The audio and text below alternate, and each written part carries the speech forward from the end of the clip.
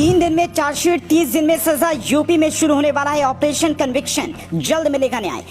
ना कोर्ट के चक्कर की चिंता, ना थाने में करना होगा इंतजार। इधर लिखवाइए एफआईआर, उधर चार्जशीट होगी तैयार। हर जिले में बन रही 20-20 केस की फाइल। गवाहों को कोर्ट पहुंचाएंगे दरोगा। फिल्मी स्टाइल के दबंग रहे दूर।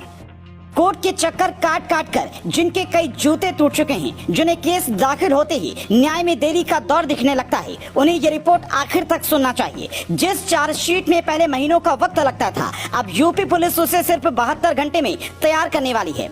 फिल्मी स्टाइल में जो दबंग बदमाशों को कोर्ट से छुड़ाने जाते हैं और कोर्ट में गवाहों को नहीं पहुंचने देते, उन्हें अब किसी कांस्टेबल से नहीं बल्कि सीधा दरोगा जी से निपटना होगा। यूपी पुलिस के नए डीजीपी विजय कुमार के मुताबिक यूपी में माफियाओं के खिलाफ साल 2017 से ही सरकार जीरो टॉलरेंस की नीति अपना रही है और इसी कड़ी में हमने ये ऑपरेशन शुरू किया है।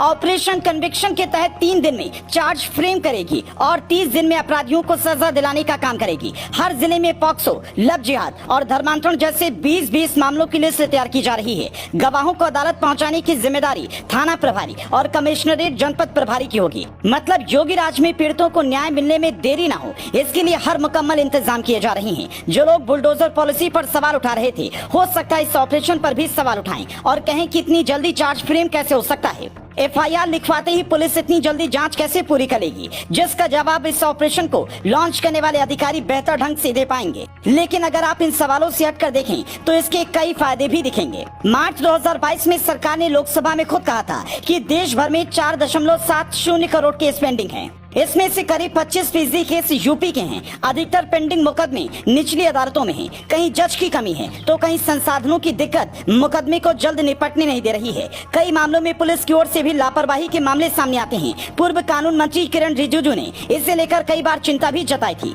सुप्रीम कोर्ट ने कई बार देर रात तक सुनवाई कर मिसाल पेश करने की कोशिश भी की थी, लेकिन बावजूद उसके मामले उतनी तेजी से कम नहीं हो रहे हैं। ऐसे में योगी की पुलिस की ये पहल काफी हद तक सही साबित हो सकती है। हमारे देश में एक विचारधारा पहले से हावी है कि अगर आप सिविल मुकदमे लेकर कोर्ट जाते हैं तो 5 से 10 के लिए निश्चिंत रहिए। सिविल का मतलब जमीन या फिर बिना मारपीट के मामलों से है, जबकि क्रिमिनल केस में जल्दी सुनवाई की उम्मीद होती है। पर कई बार ऐसे केस भी पेंडिंग रह जाते हैं, जिन्हें जल्दी निपटाने से देश भर में पेंडिंग केस की संख्या कम होगी।